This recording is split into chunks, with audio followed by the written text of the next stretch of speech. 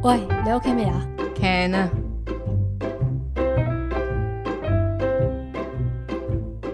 Hello，大家好，歡迎大家收聽亂噏24，我係阿 Ken 啊。咁今日呢，就好想同大家分享一下我自己最近嘅一啲咖啡故事嘅。咁啊，上一集呢，就有預告到少少俾大家聽啦，就係我去尋求一個新嘅咖啡舞台，一個新嘅工作機會。咁所以今集呢，係啦，同大家揭曉到底我而家係展開咗一個點樣嘅新嘅咖啡旅程呢？咁啊，試完就係我之前一直都好中意飲咖啡，然之後咧就去咗一間 coffee shop 嗰度做all rounder 做 barista 咁樣啦。咁啊，之前喺嗰間 cafe 嗰度遇到好多好唔 appropriate 嘅待遇，或者係令我覺得個環境開始有啲 toxic，有啲唔適合我啦。咁啊，一開始我都仲係有啲唔捨得啊，或者覺得啊，其實都唔係好差啫，不如再做多陣先啦。但係去到後期，真係發現呢個環境已經唔再啱我，已經唔再適合我，反而會令到我更加內耗，更加唔開心。所以我就鼓起勇氣離開咗一個唔啱我嘅地方。之後我都有陸陸續續去唔同嘅 cafe 嗰度 interview 啦。咁啊，因為我一直咧都係好想做一個叫做 co-working space 嘅 barista 嘅，因為呢個就係我點解會愛上咖啡嘅原因，就係我以前做 office 嘅時候，就嗰間 office 搬咗去 co-working space 嗰度，跟住因為有免費嘅咖啡可以飲，於是我就因為好奇之下就開始飲咖啡，飲下就發現啊，原來咖啡真係好好飲，所以我就好羨慕喺嗰度沖咖啡嘅咖啡師。首先嗰度真係大家都係熱愛咖啡啦，同埋佢哋又唔需要真係去收錢啊，唔需要出餐啊、落餐啊、收銀啊。誒，頭先係咪講過煮嘢食啊、清潔啊，即係唔需要做好多咖啡以外嘅工作，而係真係專心咁樣做好每一杯咖啡。所以我就覺得呢一個地方其實係好吸引我嘅，我係可以專心咁樣做咖啡，不特止，仲要係一個我好夢寐以求嘅舞台，一切嘅起源啊！我接觸咖啡嘅一個起源，但係因為我好少見到有請呢啲 barista 嘅，一開始我都係冇循住呢個方向去揾，我都係去唔同嘅 coffee shop 度揾工啦。有一日就突然間諗起，不如我試下顯化出嚟啦，因為啲人成日話 manifestation 就係要經常性去想像個畫面啊，想像自己已經係喺嗰個地方度沖緊咖啡。我就開始做一樣嘢，就係瞓覺之前呢，我係會去想像自己真係企喺嗰個 co-working space 嗰度，好專心咁樣研究咖啡嘅畫面。有埋晒啲聲啊，有埋晒啲味道啊，咁樣即係自己不斷喺度想像，喺度想像。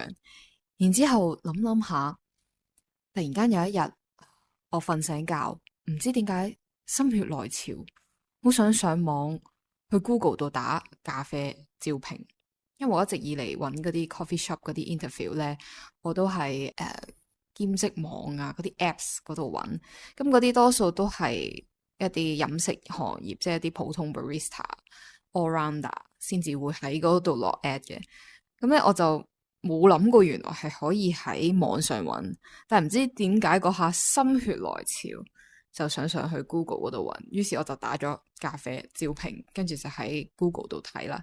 跟住碌到某一個位置，見到有一個乜乜 office 咁樣嘅一個招聘啦，佢就話係 hire 一個 barista 咁樣，跟住我就即刻撳入去睇下，咦？呢個 office 係咪 co-working space 嚟嘅咧？跟住我就即刻 copy 個名去 Google 度，叫佢幫我揾下呢個 office 到底係咩樣啦。撳入去見到，哇，好靚喎！原來係嗰啲充滿住高級商務感嘅一種共享空間，係超高貴，跟住係嗰種中環啊，嗰啲上流社會嘅人喺嗰度做嘢嘅一個 area 啦，仲要係可以望到海景。周圍都係純白色簡約風格，完全就係我以前夢寐以求嘅嗰啲地方嘅高級版，係極靚噶啦。跟住我就覺得喺呢度啦，係我想去嘅地方啦。於是我就即刻 message 佢啦，即係佢有啲正常嘅途徑係可以招聘，但我嫌太慢啦，唔得，我要直接 WhatsApp 佢，然之後 send 埋個 CV 俾佢。結果隔咗一兩日之後，佢就覆我，就問我得唔得閒去 interview，跟住我就話好啊好啊好啊，我即刻勁開心咯，我就覺得哇，機會嚟啦，飛雲係呢個機會啦。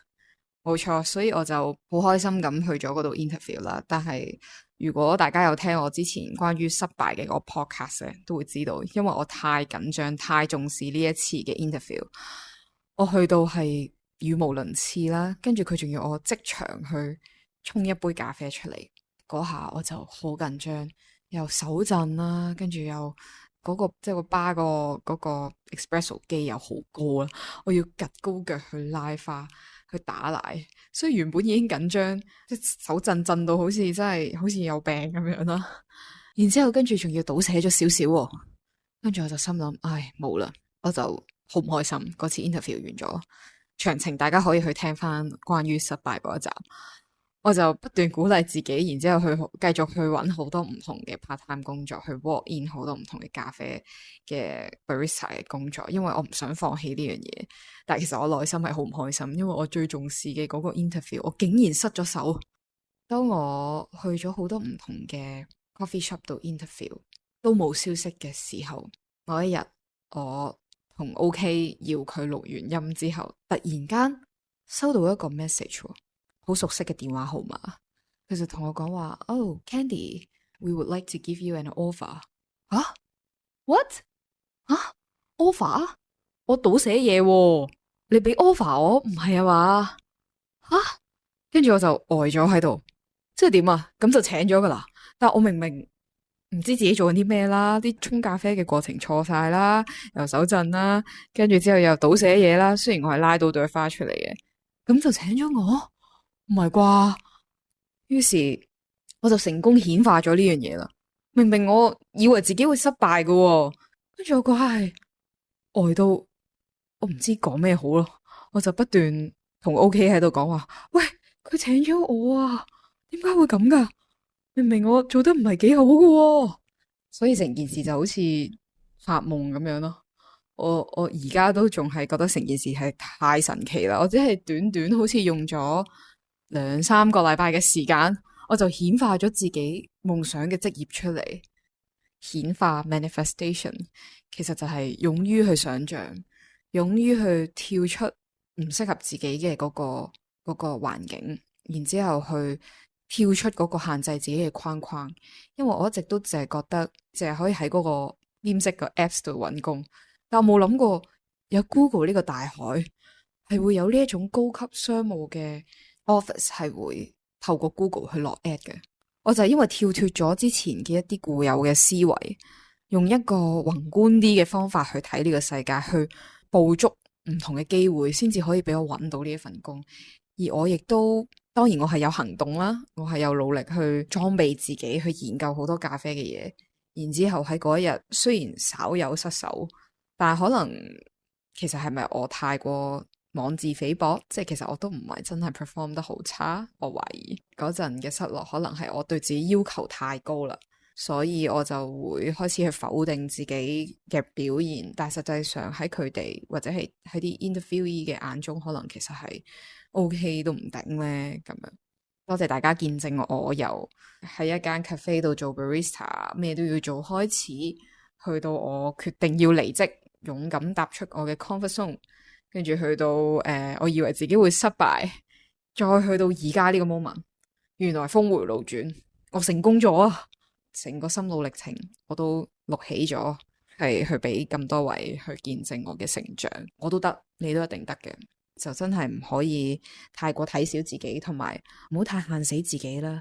如果你覺得嗰個環境真係唔適合你嘅話，快啲斷捨離，因為只要捨棄咗唔啱你嘅嗰個地方，唔啱你嘅環境，唔啱你嘅頻率，唔啱你嘅能量，先至可以騰空你自己，有一個位置去俾一啲更加適合你、更加好嘅嘢進入你嘅生命。所以我都非常之 welcome 呢一個更加符合我自己理念、我個 vibe 嘅呢個高級簡約商務嘅工作環境進入我嘅生命。今個月已經開始返咗幾日㗎啦，我真係覺得超級無敵開心，因為一上到去就係嗰種哇，我好中意嘅裝修啦，好簡約，白色啊、米色啊，跟住仲要係48樓係可以見到中環對出嘅無敵大海景。我淨係望住個海景已經覺得好心曠神怡啊！我甚至係會特登早啲返去，就係為咗整一杯咖啡俾自己坐喺嗰度飲，一路望住個景一路飲。啲同事都會問我：喂，你做咩咁早返嚟啊？你唔係返9點鐘嘅咩？但係我為咗可以去延續我喺 co-working space 入邊嘆咖啡嘅呢個傳統，我會自己早啲返去，自己沖一杯咖啡俾自己飲，食埋個早餐。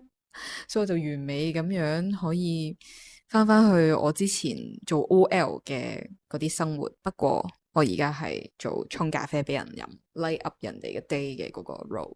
同時喺呢度我唔需要再去諗好多同咖啡無關嘅嘢，即係嗰啲落貨啊、收錢啊、埋數啊、清潔打掃啊、出餐落餐嗰啲全部都冇啊，消失晒。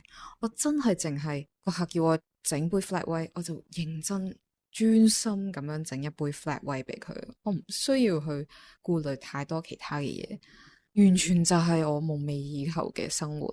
我係好感恩同埋好享受呢一樣嘢。身邊嘅所有同事都非常好，佢哋好 nice， 即係咧，因為我第一日返工嘅時候咧，我係唔清楚嗰個咖啡機點用，佢哋嗰個攞咖啡嘅嗰個方式咧，都同我之前嘅返工啊，或者係我之前 co-working space 嗰度係好唔同嘅。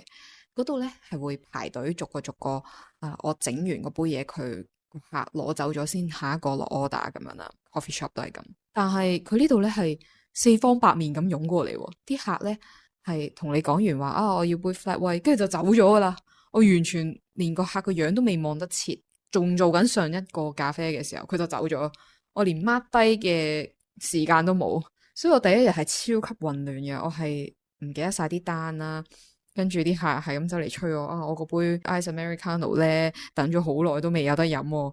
嗰下咧我係好 panic 嘅，因為我估唔到呢一度嘅工作方式係咁樣四方八面咁樣嚟咯。我又冇時間揾紙筆抄低啦，所以其實咧我第一日返工咧我都係好混亂好 panic 嘅，跟住我心諗死啦，點算啊，點搞啊？但係好好彩嗰度嘅職員，即係嗰啲 reception 同埋一啲清潔嘅姐姐，佢哋係好熱心咁幫我，因為佢哋都識得沖少少，即係識得打 shot 啊，去幫其他以前嘅 barista 去沖咖啡啦。喺呢個繁忙時間，佢哋見我咁手忙腳亂咧，都即刻走出嚟幫我手，跟住我係覺得好感動咯。我係咁 say sorry， 係咁講唔好意思，係咁講對唔住，但係佢哋都話啊，唔緊要唔緊要，第一日係咁啊，即係鼓勵我啊，又會問我好多嘢啊咁。呢度嗰啲人士先至係嗰種會互相尊重、互相欣賞、學習嘅對象，即係大家都係文明有 quality 嘅。而唔係會隨便講啲說話去冒犯你，或者係會去做一啲貶低你嘅行為。所以我就覺得哇，唔單止成個環境啊，連周圍嘅同事啦、啲客啦，都係好 caring、好人。即係就算知道我係新嚟，係咯，新嚟新豬肉，手忙腳亂啦，但係佢哋都唔會鬧我啊，或者因為咁就 blame 我咁樣。如果係一兩個月前嘅我呢，我係一定唔會想象到自己有機會可以喺呢一個環境同呢一啲咁好嘅同事做嘢。我做到咗，我經過嗰一日之後，我就開始摸索點樣去做得快啲啦，點樣去出得好啲，點樣整得好啲，唔好麻煩到人呢。咁樣去到後尾兩三日，返咗兩三日之後，我熟咗手，上咗手之後呢，我係完全冇問題，亦都同嗰度嘅清潔姐姐配合無間，即係佢幫我打 shot， 然之後我就拉花打奶咁樣。哇！我想象唔到係一個咁樣嘅工作方式，係好順暢嘅。我都估唔到原來嗰度嘅清潔姐姐係咁多才多藝，仲識得沖咖啡添。雖然佢係負責清潔，但係佢都好專業嘅。我覺得我睇佢個姿勢，我都覺得哇，好 professional，好欣賞佢哋，同埋好欣賞嗰度啲 reception。佢哋除咗要做一啲 admin 嘢之外，佢哋都要學點樣沖咖啡。特別係我哋咖啡師收咗工之後呢，原來佢哋都要繼續沖咖啡俾啲客飲。佢哋係真係好多才多藝，好欣賞大家。咁所以唔覺唔覺，我都分享咗我自己嘅一個好大嘅轉變啦。其實呢個咖啡嘅旅程呢，係由我啱啱入咗去嗰間 co-working space，遇到我好欣賞嗰位咖啡師，好欣賞嘅嗰個 Retic 嘅品牌之後開始。2年之後兜兜轉轉，我又翻返去呢個原點，翻返去一個更加靚、更加舒服嘅 co-working space，可以做到我好欣賞嗰位咖啡師做緊嘅嘢，同佢企喺同一個舞台嗰度去弘揚咖啡嘅魅力，用每一杯咖啡去 light up everyone's day。所以希望每一位飲到我嘅咖啡嘅人都可以得到少少嘅動力啦，去繼續佢哋嗰日嘅工作啦。如果有邊一杯係真係沖得唔係幾好嘅，記得要話俾我知，我會即刻沖過一杯俾你。係冇錯。如果有緣嘅，可能大家會喺嗰間 co-working space 度撞到我呢。好啦，咁多謝大家見證住我嘅咖啡旅程，一個咖啡嘅傳奇啊！自己講係咁啊，我會繼續俾心機嘅。咁我哋下次再見啦，拜拜。